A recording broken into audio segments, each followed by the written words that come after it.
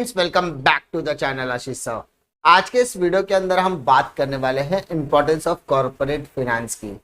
इससे पहले के वीडियो में हमने क्या डिस्कस किया? इसके पहले के वीडियो में हमने डिस्कस करने की कोशिश की थी कि क्या होता है कॉर्पोरेट फाइनेंस। कॉर्पोरेट फाइनेंस के अंदर हम किन चीज़ों का समावेश कर सकते हैं।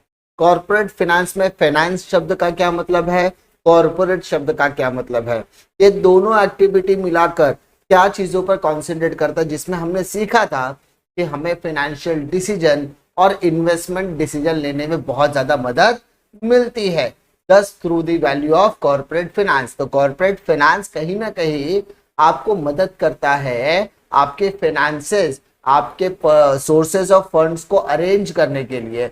उसी के साथ साथ आपने अगर एक बार फंड अरेंज कर दिया तो उस फंड का यूटिलाइजेशन करना भी बहुत ज्यादा जरूरी होता है, जिसे हम इन्वेस्टमेंट डिसीजन में करते हैं। और ये फंड को अरेंज करने से लेके इसके यूटिलाइजेशन की जो प्रोसेस है उसको देखने की जो जिम्मेदारी होती है वो फाइनेंस मैनेजर या फंड मैनेजर के पास होती है। तो आज के इस वीडियो के अंदर हम लोग बात करने वाला है इंपॉर्टेंस ऑफ कॉर्पोरेट फाइनेंस की। अब अगर मैं बात करूं इंपॉर्टेंस ऑफ कॉर्पोरेट फाइनेंस की, तो आपको कुछ चीजें समझना बहुत ज्यादा जरूरी है। क्या? तो सबसे पहला मैं समझने की कोशिश करेंगे कि भाई साहब हमें कॉर्पोरेट फाइनेंस की जरूरत, यानी इसका क्या महत्व है, इसकी क्या इंपॉर्टेंस है, पहले ये हमें समझने की जरूरत है। अब आपको पता होगा किसी भी कंपनी को चलाने के लिए, किसी भी कंपनी के मैनेजमेंट को हैंडल करने के लिए आपको मैन, मेथड, मशीन्स की जरूरत पड़ेगी। लेकिन सबसे इंपॉर्टेंट फैक्टर अगर इसमें कुछ होगा तो वो है मनी। बिना पैसे के तो पत्ता भी नहीं हिलता। ये दुनिया के अंदर अगर आपके पास पैसा नहीं है तो आप अपनी जिंदगी का जीवन निर्वाह नहीं कर सकते। अगर आपकी कंपनी में पैसा नहीं है तो आपकी कंपनी ज्यादा समय तक टिक नहीं सकती। यानी किसी भी बिजनेस को स्टार्ट करने के लिए पैसा लगता है, तो इसका मतलब उसे चलाने के लिए भी पैसे की जरूरत पड़ने वाली है।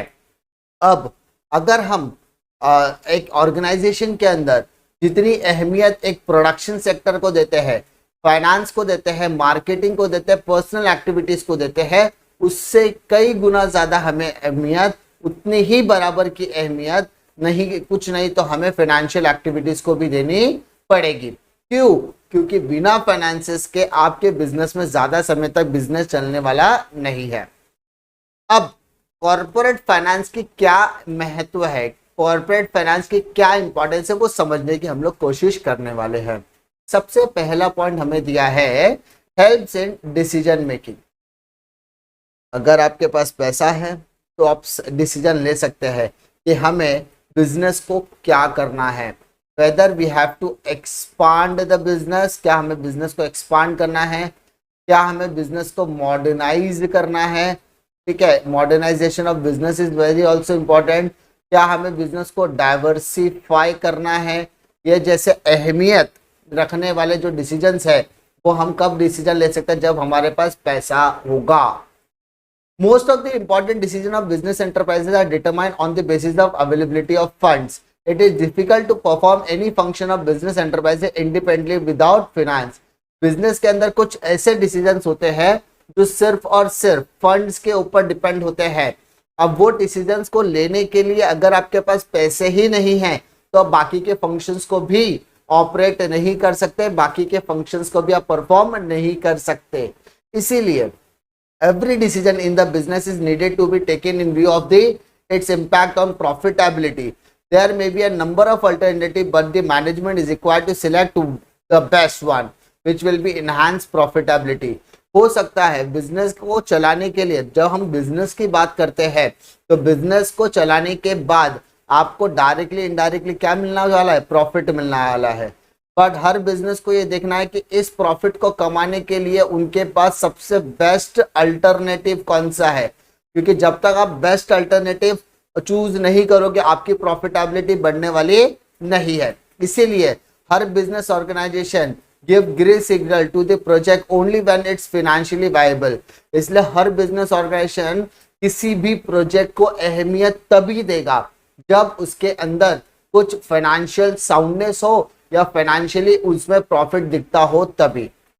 कोई भी बिजनेस किसी भी तरीके के लॉस मेकिंग प्रोजेक्ट में अपना हाथ डालने वाला नहीं है। इसीलिए thus corporate finance plays a significant role in the decision making process. इसीलिए पैसा बहुत ज्यादा जरूरी है डिसीजन मेकिंग प्रोसेस को लेकर चलने के लिए। Understood. Second point, helps in raising capital for a project. अभी हमें अगर हम कॉर्पोरेट फाइनेंस की बात करते हैं तो मैंने स्टार्टिंग से लेके अभी तक आपको यही चीज बताई कि कॉर्पोरेट फाइनेंस दो चीजों पे डिस्कस करता है। एक तो रेजिंग ऑफ फाइनेंस के ऊपर डिस्कस करना और एक होता है यूटिलाइजेशन ऑफ फाइनेंस, पैसे को रेज करना है। तो कॉर्पोरेट फाइनेंस आपको मदद करता है कि आपको फंड कहां से रेज करना है। Whenever a business firm wants to start a new venture, it needs a raise capital. The firm can raise fund by issuing of shares, a debenture, bond, even by taking loans from the banks. यानी जब भी कोई business किसी भी तरीके के नए venture या किसी नए प्रोजेक्ट्स में हाथ डालने की कोशिश करता है तो उसे पैसे की जरूरत है। तो अब किसी भी कॉर्पोरेट सेक्टर के अंदर, किसी भी कॉर्पोरेट बिजनेस के अंदर, किसी भी कॉर्पोरेट ऑर्गेनाइजेशन के अंदर पैसा आपको कहां से मिलेगा? तो पैसा रेज करने के लिए आप share, debenture, bond, public deposit, loan from financial institutions या लोन फ्रॉम बैंक भी ले सकते हैं। Next, helps in research and development. तो research and development must be undertaken for the growth and expansion of a business. देखो my dear students, कभी भी जब हम बात करते हैं ना किसी भी बिजनेस का ग्रोथ कैसे होगा, किसी भी बिजनेस का एक्सपांशन कैसे होगा, तो किसी भी बिजनेस के ग्रोथ एंड एक्सपेंशन के लिए किसी भी प्रोडक्ट या किसी भी तरीके की एक्टिविटी की रिसर्च एंड डेवलपमेंट बहुत ज्यादा इंपॉर्टेंट है। When we are talking about research and development, it gives detailed technical work is essential to execution of the project. यानी प्रोजेक्ट के एग्जीक्यूशन के लिए हमें डिटेल टेक्निकल वर्क यानी टेक्निकल वर्क की जरूरत होती है। अब research and development is a lengthy process, therefore funds have to be made available throughout the research work. अब ये जब रिसर्च एंड डेवलपमेंट की हम बात करते हैं तो इसमें आपके अच्छे खासे पैसे लगने वाले हैं, क्योंकि पूरा रिसर्च स्टार्ट होने से लेकर रिसर्च एंड डेवलपमेंट खत्म होने तक की प्रोसेस में आपको पैसे की जरूरत पड़ने ही वाली है। तो आपके पास पैसा होना बहुत ज्यादा जरूरी भी है। This would require continuous financial support. Many times, company has to upgrade its old product and develop a new product to attract the consumer. For this, company has to conduct a market research, again requires financial support. यहाँ पर हमने इससे पहले जो discuss किया वो नए product discuss किया, लेकिन कभी-कभी कंपनियां ऐसी होती है जो अपने ओल्ड प्रोडक्ट को अपग्रेड करना चाहती है। कुछ कंपनियां ऐसे होते हैं जो नए सेगमेंट में एंटर करना चाहती है। कुछ कंपनियां ऐसे होती है जो अपने ही कंपनी के अंदर कुछ नए प्रोडक्ट्स को लॉन्च करना चाहती है। तो वो सारी चीजें करने के लिए हमें time to time survey conduct करना होता है, और वो सर्वे कंडक्ट करने के लिए भी आपको फाइनेंशियल सपोर्ट की जरूरत होने वाली है, क्योंकि वहां पर आपको एक फाइनेंशियल असिस्टेंट की जरूरत पड़ेगी जो आपके लिए रिसर्च एंड डेवलपमेंट करने का काम करेगा। Next point, helps in smooth running of business firm. यानी किसी भी बिजनेस को स्मूथ तरीके से चलाना, मस्के जैसा चलाना। हमने सुना रहेगा ना, मस्का कैसा गरम तवे पर मस्का मारो तो कैसा एकदम फिसलता है, वैसा ही किसी भी बिजनेस को चलाने के लिए भी पैसे की जरूरत पड़ती है। आपकी कंपनी में किसी भी तरीके का नुकसान नहीं हो जाएगा तो क्या आप बिजनेस बंद कर दोगे? The answer is no. हमने उस अनकंटिजेंसीज के लिए पैसे जमा करके रखे हैं ताकि बिजनेस में अप्स एंड डाउन्स तो आते रहेंगे, लेकिन हमारा बिजनेस रुकना नहीं चाहिए। तो a smooth flow of corporate finance is needed so that the salaries of employees are paid on time, loans are cleared on time, raw material is purchased whenever required, sales promotion for existing product is carried out smoothly, new products can be launched effectively. Business को चलाने के लिए पैसा चाहिए ही चाहिए। अगर मेरे company में प्रॉफिट हो रहा है तो मुझे वो सारे प्रॉफिट को लुटाना नहीं है, मुझे उसका एक part of the profit side में निकाल के रखना है, ताकि किसी भी तरीके की अगर अनकंटिजेंसीज आ गई तो मैं एम्प्लॉय को सैलरी टाइम टू टाइम दे सकूं। मैंने अगर लोन लिया हुआ है तो उसकी EMI प्रॉपर जानी चाहिए।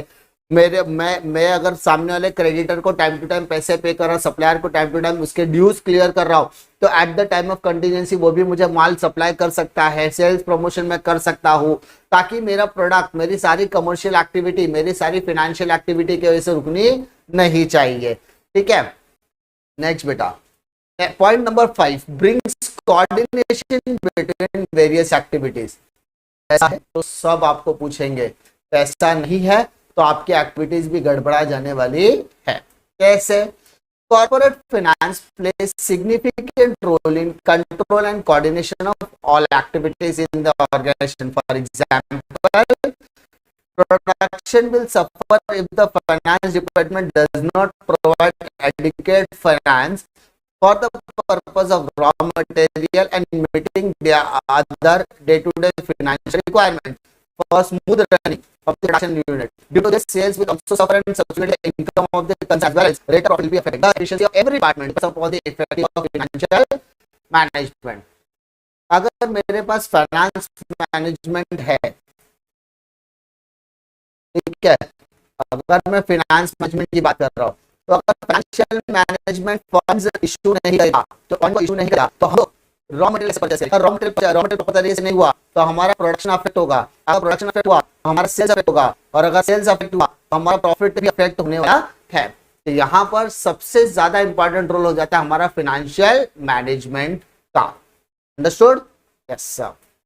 Point number 6, promotes expansion and diversification. हमें एक्सपांशन एंड डाइवर्सिफिकेशन, जैसा कि मैंने बताया, कभी कभी कंपनी को एक्सपांशन की जरूरत है, या कंपनी के अंदर डाइवर्सिफिकेशन की जरूरत है, या कंपनी के अंदर कुछ मशीन है जिसको अपग्रेड करने की जरूरत है।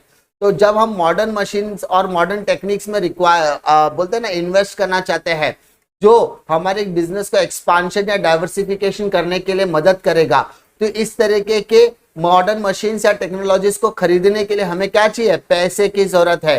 तो ये फाइनेंस हमारे लिए बहुत ज्यादा जरूरी हो जाता है कि हम अगर एक्सपांशन और डाइवर्सिफिकेशन करें तो हमारे लिए नई मशीन्स खरीदने के लिए finances plays a very very important role, जिसको मैंने स्टार्टिंग में आपको डिस्कस किया था।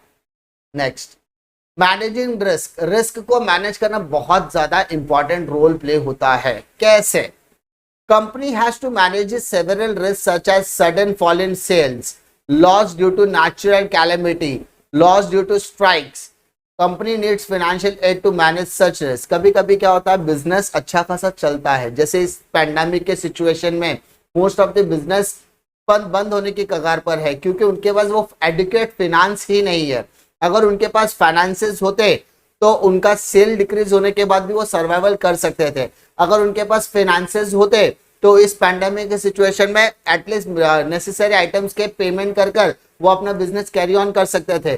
कभी कभी बड़ी बड़ी बिजनेस ऑर्गेनाइजेशन के लिए अंदर नेचुरल कैलेमिटीज की वजह से, या कभी कभी लॉस कभी कभी सेल्स हमारा सडनली डिक्रीज हो जाता है, कभी कभी फैक्ट्री में स्ट्राइक्स हो जाती है, तो कंपनी को हैवी लॉसेस होते हैं। तो इस पर्टिकुलर पीरियड ऑफ टाइम के अंदर हैवी लॉसेस से इनकर्ड करना है, बचना है, तो उन्हें फाइनेंशियल एड की जरूरत होती है।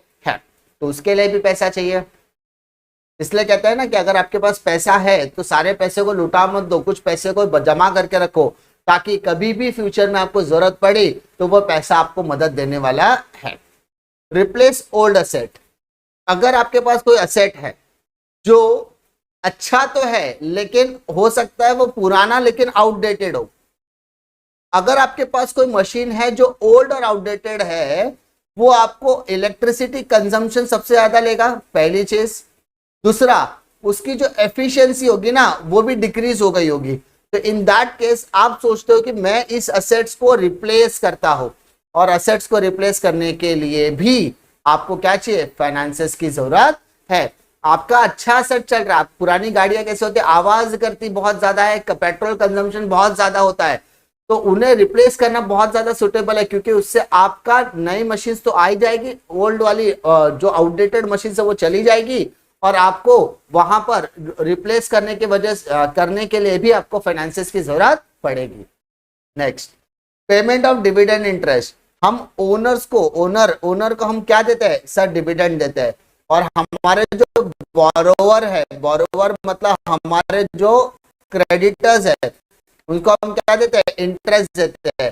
तो हमें शेयर होल्डर को डिविडेंड देने के लिए, क्रेडिटर को इंटरेस्ट देने के लिए, बैंक को इंटरेस्ट देने के लिए भी किसकी जरूरत है, फाइनेंसेस की जरूरत है। Clear? Yes sir. Payment of taxes and fees, payment of taxes and fees. मैंने पैसा कमाया, पैसा कमाने के बाद part of the income will be going to government as a tax. मुझे गवर्नमेंट को क्या देना है, टैक्सेस पे करना है। जैसे इनकम टैक्स होता है, गुड्स एंड सर्विस टैक्स जिसको जीएसटी कहा जाता है, या रजिस्टर ऑफ कंपनीज को मुझे फीस पे करना है, ठीक, अलग अलग सिचुएशंस में। ये टैक्स पे करने के लिए यानी भाई साहब जिस तरीके से बॉडी के अंदर खून की जरूरत है, जिस तरीके से बॉडी के अंदर खून की जरूरत है, उसी तरीके से बिजनेस के अंदर फाइनेंसेस की जरूरत है। जिस तरीके से बॉडी के अंदर खून की जरूरत है, उसी तरीके से फाइनेंसेस की जरूरत होती है किसी भी बिजनेस को चलाने के लिए। Because finances is the life blood of the business, finances is the life blood of the business. क्योंकि बिजनेस के अंदर फाइनेंस नहीं है तो आप बिजनेस को स्मूथली नहीं चला सकते। बिजनेस के अंदर अनकंटिजेंसीज आने पर उस बिजनेस को मैनेज नहीं कर सकते, रिस्क मैनेज नहीं कर सकते। आप अपने ओनर्स को टाइम टू टाइम डिविडेंड या अपने क्रेडिटर्स जिससे आपने लोन लिया उसको इंटरेस्ट पे नहीं कर सकते, गवर्नमेंट को आप टैक्सेस पे नहीं कर सकते, आप एक्सपांशन का नहीं सोच सकते, आप डाइवर्सिफिकेशन का नहीं सोच सकते, आपको बिजनेस के अंदर मॉडर्नाइजेशन का आप नहीं सोच सकते, साथ ही साथ आप नई जगह पर इन्वेस्टमेंट नहीं कर सकते, आप किसी प्रोडक्ट के ऊपर रिसर्च एंड डेवलपमेंट नहीं कर सकते अगर आपके पास पैसे की कमी है तो। आई होप आपको कॉर्पोरेट फाइनेंस की इंपॉर्टेंस में कोई दिक्कत नहीं आएगी। अगर आपको किसी भी तरीके की डिफिकल्टी आती है तो कमेंट सेक्शन में कमेंट ड्रॉप कीजिए। साथ ही साथ डिस्क्रिप्शन बॉक्स में आपको लिंक अवेलेबल है टेलीग्राम चैनल का, उसको जरूर ज्वाइन कीजिए क्योंकि उससे आपको बहुत ज्यादा अपडेट्स मिलने वाली है रिगार्डिंग और lectures, notes and test series की भी।